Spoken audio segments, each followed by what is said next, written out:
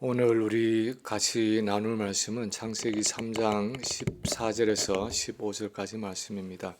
제가 봉독하겠습니다. 여호와 하나님이 뱀에게 이르시되 네가 이렇게 하였으니 네가 모든 가축과 들의 모든 짐승보다 더욱 저주를 받아 배로 다니고 살아있는 동안 흙을 먹을지니라. 내가 너로 여자와 원수가 되게 하고 내 후손도 여자의 후손과 원수가 되게 하리니 여자의 후손은 내 머리를 상하게 할 것이요 너는 그의 발꿈치를 상하게 할 것이니라 하시고 아멘.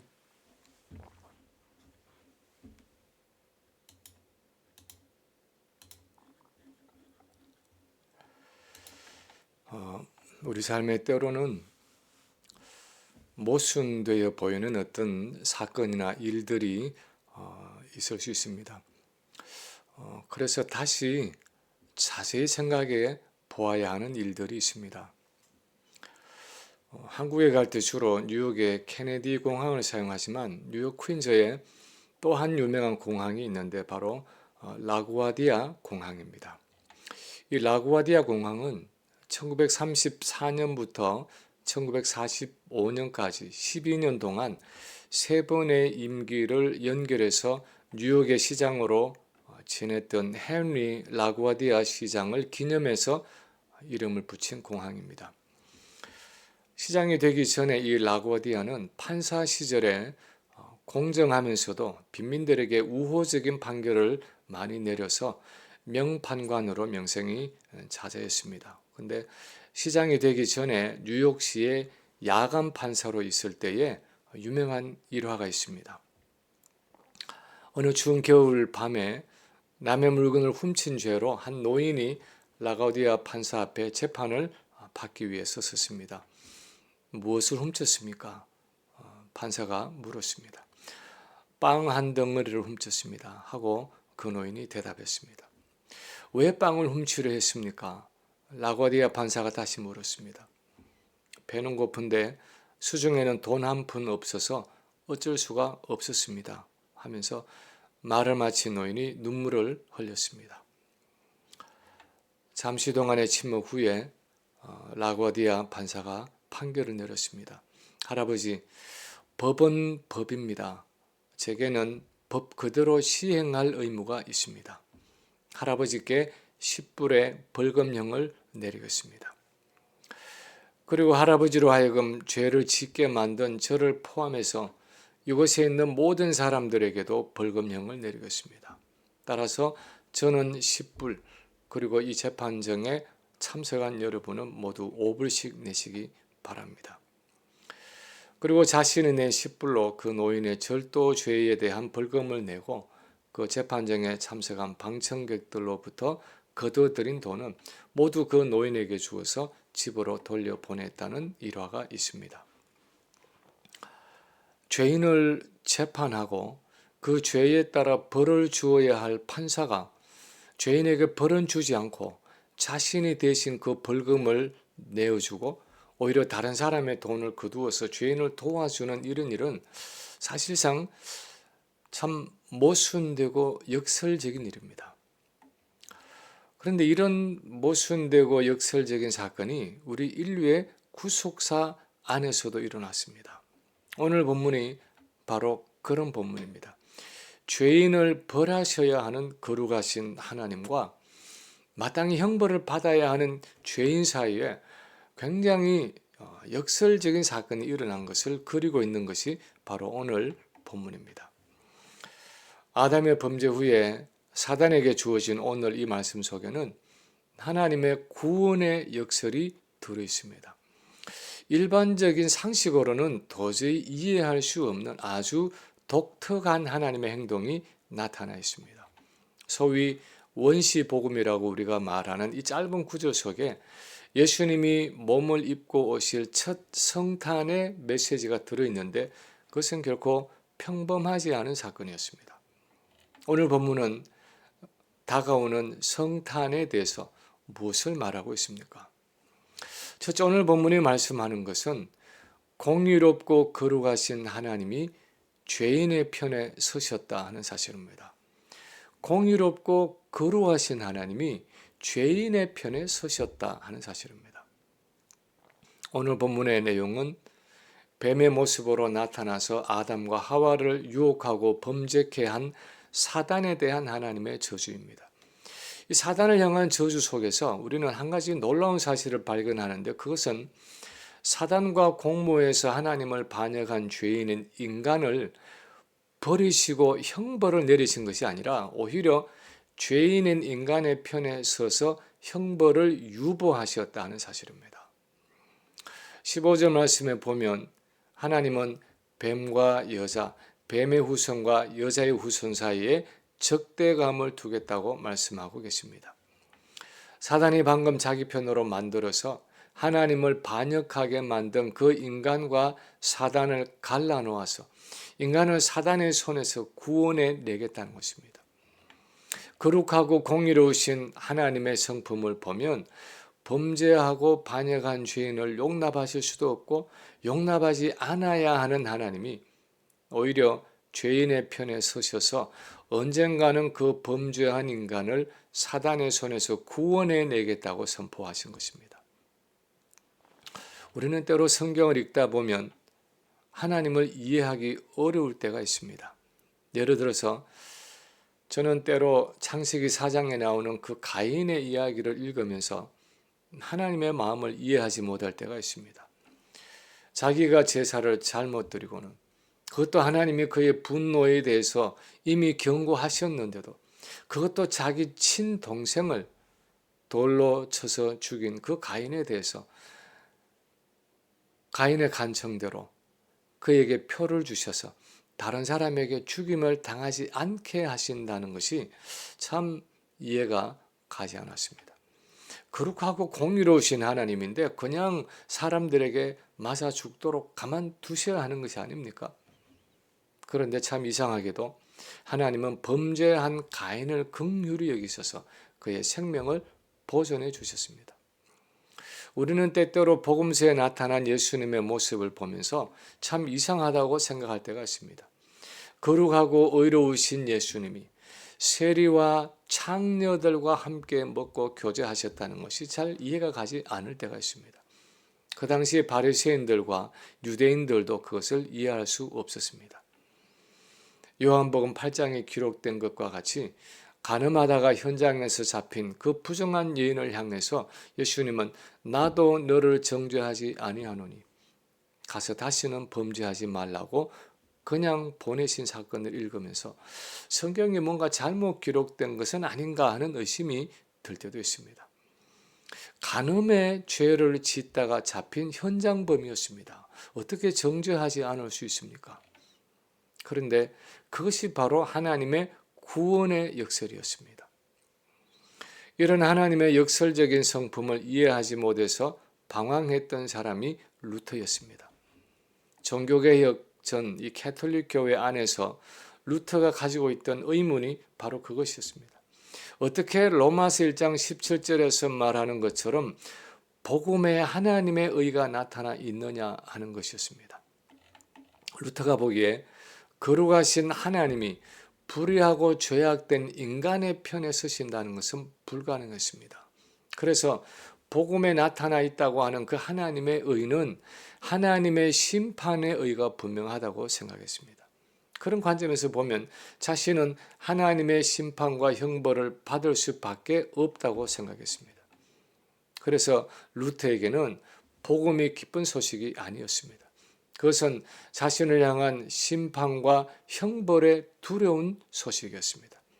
예수를 믿으면서도 마음의 평안을 가질 수가 없었습니다. 하나님이 너무나 두려웠습니다.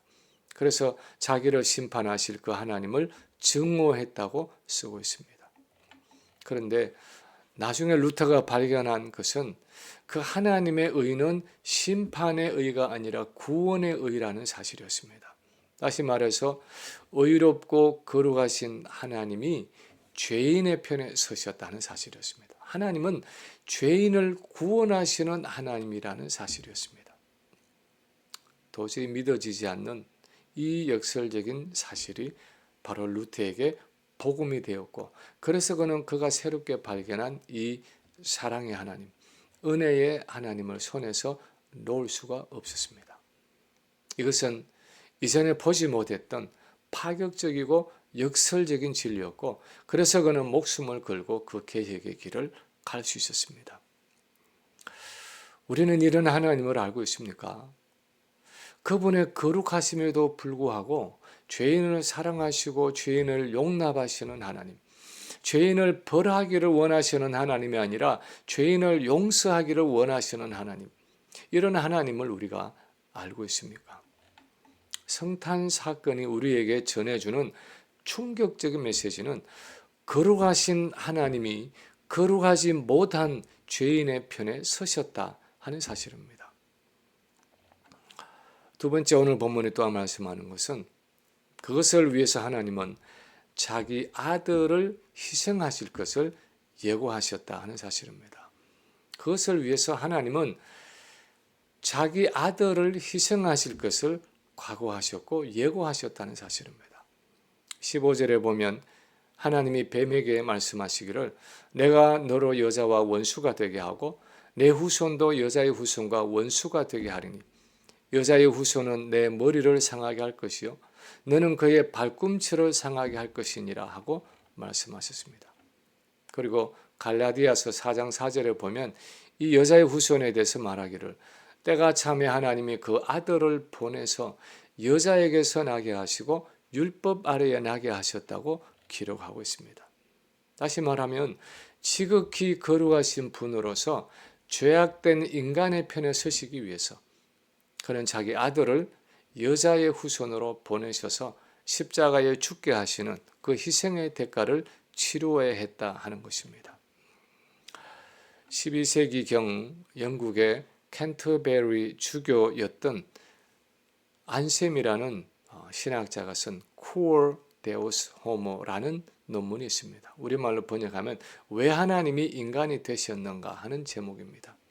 다시 말하면 왜 하나님이 인간 예수의 몸을 입고 오셨는가 하는 것입니다. 왜 천사의 몸을 가지고 오시지 않고 아니면 어떤 동물이나 또 다른 피조물의 몸을 가지고 오시지 않고 굳이 여자의 후손으로 우리와 똑같은 인성을 가진 인간으로 이 땅에 오셔야 했는가 하는 것입니다. 사실 구원론에 있어서 이것은 굉장히 중요한 문제입니다. 왜냐하면 우리 인간의 구원은 예수 그리스도를 통한 대속의 구원이기 때문입니다. 예수님이 나를 대신해서 십자가에 죽으심으로 내 죄가 사함을 받고 예수님이 나를 대신해서 온전한 순종의 삶을 사심으로 그분의 의가 나의 의가 되었기 때문입니다. 거룩하신 하나님이 죄악된 인간의 편에 서시는 그 일은 아무런 희생을 치르지 않고 그냥 이루어진 일이 아니었습니다. 그것은 하나님의 거룩함을 타협하거나 그분의 의로움을 포기하거나 훼손함으로 이루어진 일이 아니었습니다. 그것은 그분 자신이 자기 아들을 성자 하나님을 인간의 몸을 입은 여자의 후손으로 보내셔서 십자가의 죽음으로 그 죄의 형벌을 대신 받게 하심으로 가능하게 된 일이었습니다. 그래서 오늘 본문은 인간의 죄를 용서하시기 위해서 하나님이 이 땅에 보내실 그 여자의 후손, 그 메시아의 죽음을 이미 수천 년 전에 예고하고 예언하신 것입니다. 그래서 사람들은 이것을 원시 복음, 맨 첫 복음 그렇게 불렀습니다. 오늘날 많은 사람들은 하나님을 사랑의 하나님이라고 부릅니다. 그 무엇보다도 하나님은 사랑이라고 말합니다. 하나님의 많은 속성 중에서 가장 대표적인 속성은 사랑이라고 생각합니다. 그래서 하나님은 모든 것들을 다 포용하시고 다 품으신다고 말합니다. 어떤 죄를 지어도 하나님은 무한한 은혜와 긍휼로 용서하신다고 생각합니다. 그래서 한편으로는 죄 짓는 것을 두려워하지 않습니다. 두려워하기는커녕 별로 어려워하지 않고 죄를 지을 때도 있습니다. 회개하면 하나님이 어차피 용서하실 것이기 때문에 죄 짓는 것은 별게 아니라고 생각합니다. 그러나 우리가 기억해야 하는 것은 그 사랑의 하나님은 동시에 공의의 하나님이라는 사실입니다. 그분은 사랑이시면서도 지극히 거룩하신 하나님이라는 사실입니다. 천사들이 거룩하다 거룩하다 거룩하다 만군의 여호와여 하고 서로 화답할 때 선지자 이사야가 화로다 나여 망하게 되었도다. 나는 입술이 부정한 사람이요 입술이 부정한 백성들 가운데 거하면서 만군의 여호와이신 하나님을 배웠음이로다 하고 거꾸러질 수밖에 없었던 거룩한 하나님이라는 사실입니다. 이 하나님의 거룩하신 요구를 만족시키기 위해서 그분이 자기 아들을 십자가에 보내서 대속의 제물로 삼으셨기 때문에 그분의 사랑이 우리에게 마음껏 주어지게 된 것입니다. 하나님의 무조건적인 사랑은 그분의 그 한량없는 은혜는 그 아들의 죽음, 그 아들의 희생을 담보로 하는 그리스도를 통한 그리스도 안에서의 사랑이라는 것입니다. 하나님의 그 무한하신 사랑, 그 무한하신 은혜를 가능하도록 하기 위해서 성탄의 절기에 그분의 아들 예수 그리스도가 이 땅에 오신 것입니다. 성탄절이 되면 많은 사람들이 서로 사랑과 선물을 주고받습니다. 연인들 간에, 부부 간에, 부모와 자녀들 간에, 형제 자매들 간에, 친척과 친구들 간에, 이웃들 간에 많은 사람들이 성탄은 사랑의 절기라고 말합니다. 하나님의 사랑이 우리에게 나타난 절기라고 말합니다.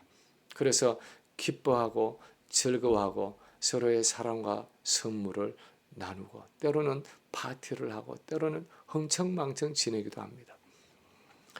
그런데 우리가 기억해야 하는 것은 그 하나님의 사랑은 무조건적으로 값없는 사랑이 아니라는 것입니다. 우리에게는 값없이 주어지는 사랑일 수 있지만 적어도 하나님께는 자기 아들을 십자가의 죽음에 내어주심으로 가능해진 무한한 대가를 치르신 사랑이라는 사실입니다.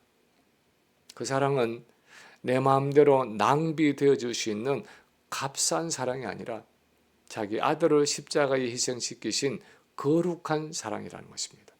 우리를 방종케 하는 사랑이 아니라 우리를 거룩하고 경건하게 하는 사랑이라는 것입니다.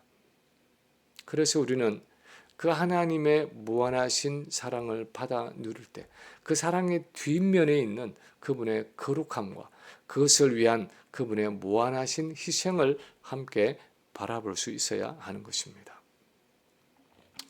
세 번째 오늘 본문이 말씀하는 것은 이 하나님의 희생은 사단에 대한 승리를 가져올 것이라는 사실입니다. 자기 아들을 여자의 후손을 십자가에 보내시는 이 하나님의 희생은 사단에 대한 마지막 승리를 가져올 것이라는 사실을 예고하고 있습니다. 15절 마지막에서 하나님은 뱀에게 여자의 후손은 내 머리를 상하게 할 것이요 너는 그의 발꿈치를 상하게 할 것이니라 하고 말씀하셨습니다. 하나님이 죄인인 인간 편에 서셔서 여자의 후손으로 보내시는 그 메시아는 자기 발꿈치를 다치는 경미한 상처를 입겠지만 그는 그것을 통해서 사단의 머리를 상하게 하는 아주 결정적인 승리를 거두게 될 것을 예언하고 있습니다.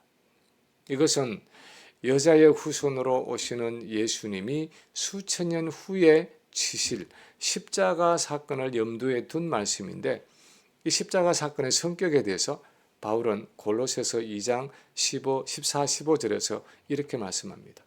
우리를 거스르고 불리하게 하는 법조문으로선 정서를 치우시고 제하여 버리사 십자가에 못 박으시고 통치자들과 권세들을 무력화하여 드러내어 구경거리로 삼으시고 십자가로 그들을 이기셨느니라. 여기에서 통치자들과 권세들 하는 것은 사단의 세력을 의미하는 표현입니다. 마치 전쟁에서 패배한 적군들의 무장을 해체하고 옷을 벗겨서 수치스러운 구경거리로 만들어서 성문 안으로 끌고 들어오는 개선 장군처럼 예수님의 그 십자가 사건은 사단에게 결정적이고 치명적인 승리를 거두는 사건이 되었다는 것입니다. 성탄절로 시작되는 예수님의 초림은 여자의 후손으로 오시는 예수 그리스도를 통한 하나님의 승리를 예고하는 사건이었습니다. 그래서 예수님도 지상 사역에서 이미 하나님의 나라가 임했다 말씀하셨고 강한 자인 사단이 결박되었다고 말씀하셨습니다. 예수님이 성령의 능력으로 귀신을 쫓아내는 그 사건들은 바로 강한 자를 결박하고 그 세간을 늑탈하는 예수님의 승리를 나타내는 사건이라고 말씀하셨습니다. 성탄은 성자 하나님이 예수 그리스도라는 연약한 사람의 몸을 입고 이 땅에 오신 사건이었습니다. 아기의 몸으로 태어나서 말구유에 누워진 예수님의 모습은 인간적으로 보면 한없이 나약하고 보잘것없는 모습이라고 할 수 있습니다. 그러나 그렇게 낮아지고 연약한 인성을 입고 여자의 후손으로 오신 예수님이 사실은 사단의 나라에 치명타를 입히고 하나님의 나라를 회복하는 왕으로 승리자로 이 땅에 오셨다는 것입니다. 그분의 연약해 보이는 삶과 처참해 보이는 십자가의 죽음은 바로 죄와 사단에 대한 승리를 가져다 준 결정적인 사건이라는 것입니다. 오늘날 우리 주변을 돌아보면 사실 얼마나 악이 득세하고 죄가 판을 치고 불의가 승리하는 듯한 세상을 우리가 살아가고 있지 않습니까? 러시아의 무모한 전쟁으로 얼마나 많은 무고한 사람들이 죽고 전 국토가 황폐해지고 얼마나 많은 불의와 죄악이 행해졌습니까? 우리 주변을 돌아보아도 얼마나 악하고 죄악된 일들이 많은지 모릅니다. 세상은 나날이 악해져 가는데 정직하고 선하고 진실하게 살고자 하는 사람은 오히려 핍박을 받고 손해를 보고 실패하는 것 같은 세상을 우리가 살아가고 있습니다. 우리 안에 있는 죄악을 보아도 죄가 나를 수시로 넘어뜨려서 내게는 도저히 소망이 없는 듯이 느껴질 때도 있습니다. 그런데 성탄이 우리에게 주는 메시지는 절대로 그렇지 않다는 것입니다. 여자의 후손으로 오신 예수 그리스도는 십자가에서 이미 사단에 대해서 결정적이고 치명적인 승리를 거두셨기 때문에 우리 눈에 보이고 내게 느껴지는 이 현실이 전부가 아니라는 것입니다. 보이지 않는 영적인 세계에서는 승리자이신 예수 그리스도가 이 땅을 다스리고 계시고 마침내 때가 되었을 때 재림하셔서 그 모든 죄악을 심판하시고 사단의 세력을 멸망시키고 그분의 나라를 회복하신다는 것입니다. 그래서 성탄은 무엇보다도 사단에 대한 승리자로 이 땅에 오신 여자의 후손 예수 그리스도가 주시는 영적인 승리를 바라보게 하는 절기라는 것입니다. 구스타프 아울렌이라는 스웨덴의 신학자가 크리스토스 빅토라는 아주 조그마한 책을 썼습니다. 우리말로 하면 승리자 그리스도 또는 그리스도 승리자 하는 제목입니다. 그 내용은 초대교회는 그리스도의 십자가 죽음을 죄와 사단에 대한 승리로 인식하고 예수님의 고난의 승리에 집중하는 삶을 살았는데 중세기부터는 이 십자가의 고난이 연민과 슬픔과 애도의 상징이 되어버렸다는 것입니다. 그 십자가의 고난이 적극적인 승리가 아니라 피해야 할 소극적이고 부정적인 것으로 인식되기 시작했다는 것입니다.